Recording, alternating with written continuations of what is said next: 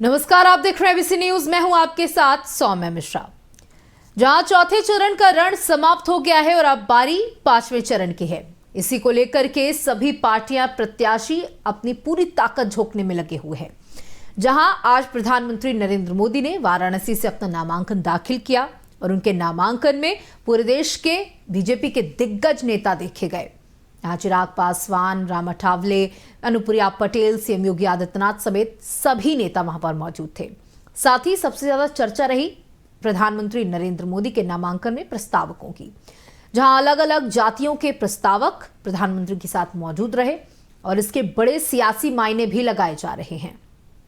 आज इसी खबर पर और चौथा चरण कैसा रहा, इस मुद्दे पर हम अपने संवाददाताओं से बातचीत करेंगे। जहां आपको बता दें कि पहला, दूसरा और तीसरे चरण में चौथे चरण में सबसे अच्छी मतदान की प्रक्रिया हुई है और उत्तर प्रदेश थोड़ा बेहतर हुआ है। लेकिन आपको बता दें कि सबसे ज़्यादा यहाँ पर जो वोटिंग है वो सीतापुर और अन्य जगहों पर हुई है और सबसे कम कानपुर में हुई है। इसी के मद्देनजर हमारे साथ संवाददाता जुड़ेंगे, हम उनसे बातचीत करेंगे। आपको बता दें कि प्रधानमंत्री ने अपने नामांकन पत्र दाखिल करने से पहले कल एक मेगा रोड शो किया। वाराणसी में एक बेहद जबरदस्त रोड शो हुआ।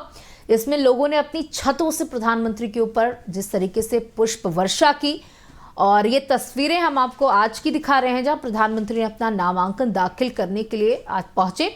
और वाराणसी की ये जो सीट है जहां से प्रधानमंत्री नरेंद्र मोदी तीसरी बार चुनावी मैदान में है और अपनी जीत की हैट्रिक लगाने के लिए तैयार है, वो सीट सिर्फ वाराणसी को ही नहीं प्रभावित करती बल्कि आसपास की 26 ऐसी लोकसभा सीटें हैं जिस पर अपना बड़ा असर छोड़ती हैं। और जिस तरीके से प्रस्तावक चुने गए, जहां पिछड़े जनजाति के, दलित समाज के ब्राह्मण चेहरा वहां पर मौजूद थे। पंडित गणेश शास्त्री, जो कि अयोध्या में जिन्होंने रामलला मंदिर का प्राण प्रतिष्ठा का मुहूर्त निकाला था, उनको चुना गया। वो प्रधानमंत्री के साथ अंदर पहुंचे एक प्रस्तावक के रूप में और उनका नामांकन दाखिल कराया। आज की ये तस्वीरें हैं और ये वो तस्वीरें हैं जहां आप देख सकते हैं सभी प्रस्तावक प्रधानमंत्री के साथ मौजूद रहे और एक बड़ा संदेश जो है प्रधानमंत्री ने देने की कोशिश की। उनके साथ सीएम योगी आदित्यनाथ, क्योंकि उत्तर प्रदेश में वाराणसी जिला आता है और वाराणसी के मुख्यमंत्री योगी आदित्यनाथ हैं और इस चुनावों में उत्तर प्रदेश की कमान खुद योगी आदित्यनाथ ने अपने हाथों में ले रखी है और एक जीत का परिणाम देने के लिए कोशिश की जा रही है।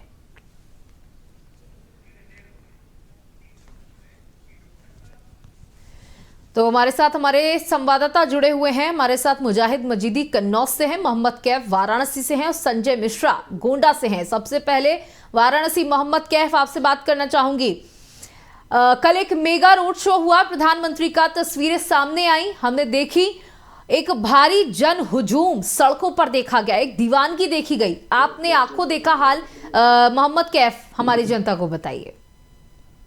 बिल्कुल, देखिए, लगातार कई दिनों से जो है पीएम मोदी के आने की तैयारी की जा रही थी। काशी को पूरी तरह दुल्हन की तरह से सजाया जा रहा था और आखिरकार कल वो लम्हा आया जब काशी के लोगों ने पीएम मोदी को साक्षात्कार अपने सामने देखा। क्योंकि जब तक जो लोग उनको स्क्रीन के सामने देखते थे या कभी उनसे मुलाकात नहीं हो पाती थी, पास से नहीं देख पाते थे, कल उन्होंने, काशी के लोगों ने खास तौर से पीएम मोदी के एकदम रूबरू उनसे हुए और सभी का पीएम मोदी ने अभिवादन किया और लोगों ने भी पीएम मोदी का स्वागत किया। सभी ने पीएम मोदी का स्वागत किया, पीएम मोदी ने सबका अभिवादन भी स्वीकार किया। उनके मेगा रोड शो की अगर हम बात कर ले तो उनका मेगा रोड शो जो है मालवीय जी की प्रतिमा यानी लंका से शुरू हुआ था, जो काशी विश्वनाथ धाम जाकर समाप्त हुआ था। लेकिन इन जो 5 किलोमीटर का जो रोड शो था, लगभग 2.5 किलोमीटर, 2.5 घंटे में पूरा जरूर हुआ। लेकिन इस बीच जो जनसैलाब था, जो मालवीय जी की प्रतिमा से जो पुष्प वर्षा होना शुरू हुई, तो काशी विश्वनाथ धाम पहुंचते भी नहीं रुकी। हालांकि जब तक पीएम मोदी काशी विश्वनाथ धाम मंदिर में नहीं पहुंचे तब तक पुष्प वर्षा जारी रही और केवल एक ही समाज के लोग नहीं बल्कि सर्व समाज के लोग पीएम मोदी के स्वागत में लगे हुए थे।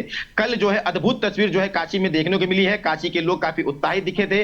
काशी के लोग जिस तरह से पीएम मोदी को देखकर उत्साह मना रहे थे, जश्न मना रहे थे, ढोल ताशे नगाड़े बजाए जा रहे थे, जो भाजपा कार्यकर्ता है वो पूरी तरह से और पीएम मोदी के रंग रूप में पूरी तरह से डूबे हुए थे। क्योंकि कई दिनों से जो है पीएम मोदी का काशीवासियों का इंतजार था। उसके पहले हालांकि अमित शाह आए थे। किस तरह का रोड शो होगा, कितने लोग शामिल होंगे, ये तैयारी यहां से करके गए थे। लगभग 10 लाख लोग इकट्ठे रैली में शामिल हों, ये प्रयास था भाजपा का, जो कल पूरी तरह से सफल देखने को मिला। इतनी अधिक भीड़ थी कल की पीएम मोदी के रोड शो में शायद कि 2014 और जी बिल्कुल 2019 की मोहम्मद तस्वीरों में कैफ, हमने जो तस्वीरें नहीं देखी थी। उससे बिल्कुल हम ये मान सकते हैं कि वो तस्वीरें बेहद अद्भुत थी। वाराणसी को वैसे भी गंगा जमुनी तहजीब का एक अनोखा शहर कहा जाता है। जैसे कि जो विपक्षी पार्टियां हैं वो कहती हैं कि एक पर्टिकुलर जाति को लेकर या एक समुदाय को लेकर भाजपा बात करती है या उनके हित में बात करती है, ध्रुवीकरण की राजनीति करती है। लेकिन कल जो तस्वीरें सामने आई उसमें हर जाति का, हर मजहब का इंसान उन तस्वीरों में देखा गया, चाहे वो मुसलमान हो, वो भी प्रधानमंत्री की एक झलक पाने को बेताब दिखे। तो प्रधानमंत्री की जीत कितनी आश्वस्त करते हैं, या वो जीत पिछले बार के मुताबिक कितनी बड़ी होने वाली है? सौम्या देखिए, जब राजनीतिक चुनाव जब करीब आता है, हालांकि इसे कहा जाता है ये देश का महान लोकतंत्र का पर्व है ये, तो कहीं ना कहीं जब राजनीति की तारीख करीब आती है तो ऐसे में चाहे पक्ष के लोग विपक्ष के लोग, दोनों का हमला एक दूसरे पर शुरू हो जाता है। लेकिन कहीं ना कहीं विपक्ष जो है हमेशा मुस्लिमों को लेकर भाजपा को टारगेट करता रहा है। लेकिन कल जिस तरह से मुसलमानों ने भी पीएम मोदी के आगमन का स्वागत किया, उनका अभिवादन किया, उनके ऊपर पुष्प वर्षा किया। मैं आपको सबसे बड़ी बात यह बता दूं कि जिस रूट से पीएम मोदी आ रहे थे लंका से काशी विश्वनाथ धाम की ओर, उस बीच में 2-3 मुस्लिम एरिया ऐसे पड़ते जो केवल मुसलमानों का ही है, वो सोनारपुरा है और लल्लापुरा है। तो ऐसे में केवल मुसलमानों के, लेकिन यहाँ भी वो तस्वीर हमें देखने को मिली जो लंका से शुरू हुई और काशी विश्वनाथ धाम तक चली। यहाँ पर केवल एक ही समाज के लोग नहीं बल्कि मुस्लिम समाज के लोग भी पीएम मोदी के ऊपर पुष्प वर्षा किए। पीएम मोदी ने उनका अभिवादन किया, मुस्लिम समाज के लोगों ने भी उनका स्वागत किया। तो ये इससे साफ जाहिर होता है कि कहीं ना कहीं जो सर्व समाज के लोग पीएम मोदी को पसंद करते हैं, क्योंकि ये पहले ऐसे प्रधानमंत्री हैं जो 48 बार से अधिक अपने संसदीय क्षेत्र में आ चुके हैं, वो भी प्रधानमंत्री पद पे होने के बाद। ऐसे इसके पहले भी कई प्रधानमंत्री रहे हैं, लेकिन शायद ही किसी ने इतना दौरा अपने संसदीय क्षेत्र में किया होगा। शायद यही कारण है पीएम मोदी की जो लोकप्रियता है काशी वासियों में पूरी तरह से बची हुई है, और काशी वासी जो है पीएम मोदी से दिल से जुड़े हुए हैं। बिल्कुल, जैसा कि जो आपने आंकड़ा दिया है, और शायद इसी आंकड़े को देखते हुए जो काशी में लगातार विकास हो रहा है वो भी इसकी एक बड़ी बानगी है। हमारे साथ मुजाहिद भी जुड़े हुए हैं। मुजाहिद, कन्नौज में चुनाव कैसा रहा? 64% के आसपास वोटिंग रही, एक अच्छा वोटिंग परसेंटेज कन्नौज ने दिया, लोगों ने बड़ी जागरूकता के साथ मतदान किया। क्या जानकारी देना चाहेंगे? जी सौम्य, बता दें कि जिस तरह से कल चौथे चरण का जो मतदान था समाप्त हुआ है, वही कन्नौज की अगर बात करें तो कन्नौज में लोगों ने बढ़ चढ़कर मतदान किया है। कहीं ना कहीं जो चुनाव था उसके बीच में कहीं झुटपुट की घटनाओं सामने आई थी। वहीं एक वीडियो भी सामने सोशल मीडिया पर वायरल हो रहा है जिस पर कन्नौज सांसद सुब्रत पाठक कन्नौज कोतवाली पहुंचते, जो उनका एक एजेंट था भाजपा का, रेती करके उसको फर्जी मतदान के तहत जो पुलिस थी उसको उठाकर लेकर आई थी। तो कहीं ना कहीं जब छुटाने के लिए उसको पहुंचते हैं तो वहां पुलिस से ही वो पुलिस के ऊपर रौब दिखाते हैं, और पुलिस जो कोतवाल है दिग्विजय सिंह उनसे कहते हैं कि तुम्हारी विजिलेंस पे जांच करवाएंगे। कहीं ना कहीं जो पूरा मामला जब सामने आया तो अखिलेश यादव भी कन्नौज पहुंचे थे, उन्होंने भी इसकी टिप्पणी की उन्होंने जिस तरह से पहले ही सुरक्षित नहीं तो आम जनता का क्या होगा। तो कहीं ना कहीं देखने को मिला जिस तरह से चुनाव होता कहीं ना कहीं शांतिपूर्ण था, उसके बीच जिस तरह से ये घटनाएं चुटपुट सामने आई थी, कई लोगों ने सपा के कार्यकर्ताओं को पीटा था, तो कहीं सपा ने भाजपा को पीटा। तो ये तमाम मामले सामने आए थे जिस तरह से, लेकिन जो मतदाता था वहां का जागरूक था, उसने किसी भी तरह से कोई भी लड़ाई में लफड़े में नहीं पड़कर केवल उसने वोटिंग पर ही अपना ध्यान दिया। तो इसके लिए कन्नौज का जो मतदान था वो पूरी तरह से अच्छा गया, प्रतिशत अच्छा गया। जैसे एक वीडियो और एक वायरल हुआ था जिस पर सौरिक में जो भाजपा विधायक कैलाश राजपूत थे, जिन्होंने वहां पर एक सिपाही था जो कि यादव समाज से आता था, उससे जाते हुए गालियां देते हुए बाहर निकाला था। उससे जब इसकी शिकायत निर्वाचन आयोग की सपा ने की तो अखिलेश यादव खुद मौके पर पहुंचते हैं, मौके पर पहुंचकर उस सिपाही से भी मुलाकात करते हैं और सारी हकीकत जानते हैं। जब अखिलेश यादव ने कहा कि मुझे कन्नौज आना नहीं था लेकिन भाजपा ने हमको कन्नौज बुलाया, वही देर शाम जिस तरह से जो कन्नौज के सांसद रहे सुब्रत पाठक का भी एक वीडियो वायरल होता है, वह कोतवाली पहुंचते, वहां पर जो पुलिस के कोतवाल थे उनको भी डांटते हुए नजर आते हैं, उस पर अपना रौब दिखाते हैं, कहते हैं कि अभी चुनाव निपट जाएगा, तुमको बाद में देख लेंगे। तो कहीं ना कहीं जो चुनाव था एक तरह से शांतिपूर्ण भी था, और दूसरी तरफ जो जुटपुट की घटनाएं थी उसके बीच में जो चौथे चरण का चुनाव था कन्नौज का, वह पूरी तरह से समाप्त हुआ है। तो कहीं ना कहीं कन्नौज में जिस तरह से जो पार्टी की टक्कर देखी गई थी वो अखिलेश यादव और सुब्रत पाठक के बीच में ही चुनाव की टक्कर थी, वह कई टक्कर देखने को मिली है। ये आने वाला वक्त बताएगा कि जनता ने विकास को चुना है या किसको चुना है। ये समझा। बिल्कुल, जैसा आपने बताया कि किस तरीके का पूरा चुनाव रहा है, लेकिन एक अनुमान जो हम लगाते हैं, वो जो स्टॉल्स होते हैं हर पोलिंग बूथ के बाहर, हर पार्टी अपने अपने स्टॉल्स लगाती है लोगों को मदद करने के लिए, पर्चियां देने के लिए, उससे कहीं ना कहीं एक अनुमान लगता है कि उस क्षेत्र में, उस बूथ पर कितना वोट किस पार्टी को पड़ा है। इससे क्या अंदाजा लगाया जा सकता है? क्या सुब्रत पाठक वर्सेस अखिलेश यादव है, किसका चुनाव ज्यादा मजबूत रहा? बता दें कि जिस तरह से आपने बताया कि मतदाताओं को जागरूक करने के लिए जो पार्टी के एजेंट होते हैं वो जगह जगह पर स्टॉल लगाते हैं, जिससे जो उनके जो व्यक्ति जो वोट करने के लोग होते हैं उन्हीं के पास पहुंचते हैं। तो कहीं ना कहीं देखा जाए, जिस तरह कन्नौज शहर की बात की जाए तो लगभग जो सपा के जो बूथ थे वो सपा से ज्यादा बूथ लगे थे, कहीं भाजपा के लगे थे सपा के, कई बूथों पर भाजपा ने जबरदस्ती हटवा दी। हालांकि जो वोट पक्ष की बात की, जब हमने मतदाताओं से बात की थी तो मतदाता का साफ तौर पर कहना था कि उन्होंने विकास के पक्ष में वोट किया है। अगर विकास की बात की तो कन्नौज में कहीं ना कहीं अखिलेश यादव का जो विकास है, अखिलेश यादव ने पूर्व में रहकर यहाँ पर विकास कराया था, तो जनता उनके विकास से खुश होकर कहीं ना कहीं जनता ने समाजवादी पार्टी की तरफ अपना रुख किया है। कहीं ना कहीं जब मतदाताओं से बात तो उनके अंदर जो कन्नौज के सांसद रहे तो कहीं ना कहीं आक्रोश देखने को मिला कि जिस तरह से कन्नौज में ऐसे कई विकास थे जो अभी तक रुके हुए हैं, जो चाहे पैरामेडिकल कॉलेज लिया जाए, चाहे बाल संग्रहालय लिया जाए, ऐसी तमाम बड़ी बिल्डिंगें हैं जो जिनका विकास होना था। अगर इन सब चीजों का विकास हो जाता, ये सब चीजें चालू हो जाती तो कन्नौज जनता को काफी राहत मिलती। कैंसर ये चालू हो जाता तो कन्नौज के लोगों को कानपुर जाना नहीं पड़ता, क्योंकि पिछली सरकार में अखिलेश सरकार ने बनी हुई थी, कहीं ना कहीं सरकार चेंज होने के बाद में इन सभी को वहीं पर रोक दिया गया। जिस तरह से एक योगी आदित्यनाथ का एक बयान आता है कि जो भी विकास की योजनाएं है वो कन्नौज से ना होकर बाकी अन्य जगहों से गुजरेगी। तो साफ तौर पर वो भी देखने को मिला कि कन्नौज से 2022 से लेकर अभी तक ऐसे कोई विकास नहीं हुए हैं जिससे जनता खुश होती है। अब जनता ने अपनी वोट की चोट से विकास को चुना है। कुल मिलाकर के कन्नौज का जो चुनाव है वो कांटे की टक्कर का चुनाव है। अब नतीजे 4 जून को जब वो ईवीएम जो मशीन्स हैं, जब उनका ताला खुलेगा और पता चलेगा 4 जून को कि नतीजे किसके पक्ष में आए हैं। संजय, आने वाले चरणों में गोंडा में चुनाव है, क्या कुछ तैयारी चल रही है और किस तरीके से नेताओं के दौरे चल रहे हैं, क्या जानकारी देना चाहेंगे? जी सौम्या जी, बिल्कुल आपको बता दें कि जहां एक तरफ लगातार चुनाव मतदान को लेकर के लोगों को जागरूक करके जिलाधिकारी नेहा शर्मा ने अभी परसों ही जो उन्होंने जो है नदी पे सरजू घाट को जाकर के दीपोत्सव का कार्यक्रम भी किया, जिससे लोगों को जागरूक किया मतदान डालने के लिए, जिससे वोट प्रतिशत बढ़ सका और काफी हद तक लोगों में उत्साह भी देखने को काफी हद तक लोग थे भी और जागरूक भी दिख रहे हैं। मतलब चुनाव को लेकर के तैयारियां जोरों पर है। जी बिल्कुल, जी तो जैसा कि आपको बता दें कि यहाँ पर कैसरगंज लोकसभा सीट और गोंडा लोकसभा सीट, कैसरगंज लोकसभा सीट बहराइच जनपद में की 2 विधानसभाएं और गोंडा जनपद की 3 विधानसभाएं कैसरगंज लोकसभा सीट में है और गोंडा लोकसभा सीट कोरोना की तैयारियां जो है जोरों से सारी पार्टियां अपने जो है पूरी ताकत लगा रहे हैं, पूरी ताकत झोंक दिया है।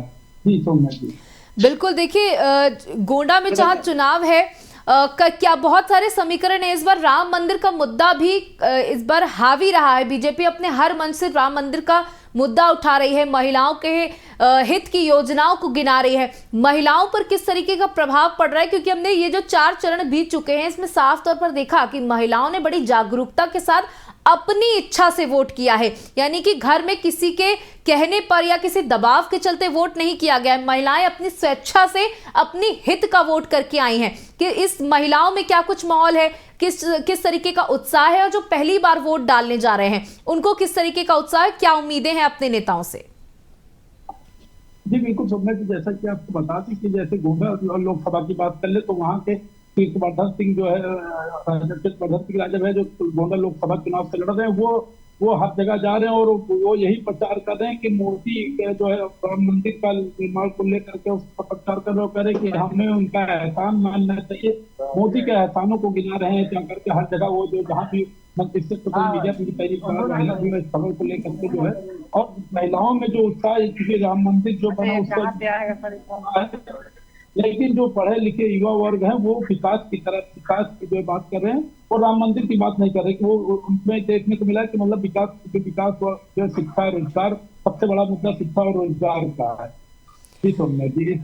हालांकि महिलाएं और लोगों में राम मंदिर को लेकर के किसी तो जाहिर से बात करें हम कैसरगंज लोकसभा की, तो कैसरगंज लोकसभा में जो है वहां पर भी जो है सपा और भाजपा दोनों में कांटे की लड़ाई है। वहां भी ये स्थिति नहीं, मतलब जो है कि किस पार्टी भाई अभी तत्काल की जो है देखा जाए तो दोनों बराबर की लड़ाई एकदम कांटे की टक्कर की है पीएम मोदी। देखिए, कई जगह पे हमने प्रत्याशी के लिए एक नाराजगी भी देखी जिसका खामियाजा पार्टी को भुगतना पड़ सकता है, चाहे वो कोई भी पार्टी हो। भाजपा के पास आने वाले जो पांचवा चरण है उसमें 13 लोकसभा सीटें हैं और कई ऐसी सीटें हैं जहां बहुत कम मार्जिन के साथ बीजेपी जीती थी। इस बार बीजेपी को ऐसा कोई भी सीट नहीं है जिस पर संघर्ष ना करना पड़ रहा हो। हर एक सीट पर जो कहीं ना कहीं 2019 में मजबूत थी उस पर भी इस बार संघर्ष करना पड़ा है। गोंडा में बीजेपी की क्या कुछ स्थितियां हैं या गठबंधन प्रत्याशी कहां स्टैंड करता है? जी बिल्कुल, आपको बता दें गोंडा लोकसभा में लेकर के जैसे गठबंधन प्रत्याशी प्रिया वर्मा जी सपा से उठी हुई है, क्योंकि वो प्रिया वर्मा जी वहां पर जो है काफी हद तक, क्योंकि इससे पहले भी उनके दादा जो है वो भी यहाँ के सांसद रह चुके हुए हैं गोंडा लोकसभा के, क्योंकि इस वजह से वो काफी हद तक लोग उनको जानते भी हैं और काफी हद तक जो वो जो है लड़ाई में है पूरी तरह से, जो है गोंडा लोकसभा मतलब लोकसभा जो है लड़ाई में है। और वहाँ बात करें इंडिया गठबंधन की तो इंडिया गठबंधन वहाँ पे मतलब जो है 50-60 का आंकड़ा मान के चलिए कि जो वहाँ पे अभी जो है अभी आज हालात ताजा स्थिति जो है वो 50-50 के चल रहा है जी।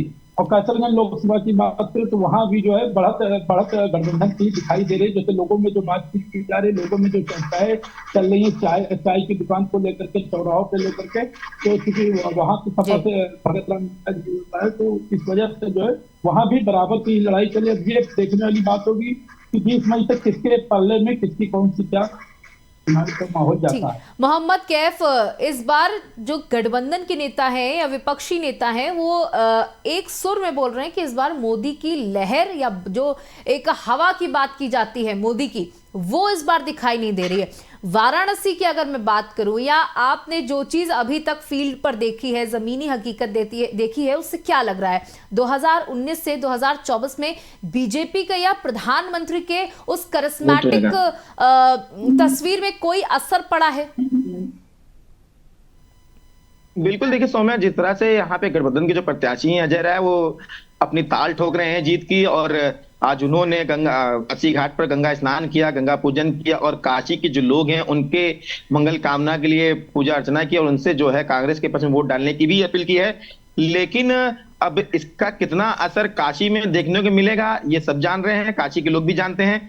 और हालांकि अब इनका भी रोड शो होना है अजय राय का, तो 21 तारीख को अखिलेश यादव और राहुल गांधी की भी आने के चांसेस ज्यादा हैं कि शायद वो यहाँ पर आके अजय राय के समर्थन में रोड शो करेंगे। लेकिन जिस तरह से कल जनसैलाब हमें काशी में देखने को मिला है, तो ये कहीं ना कहीं जो कह सकते हैं जो हवा का रुख है काशी का, वो एक तरफा बयां कर रहा है किस ओर काशी का हवा का रुख जा रहा है।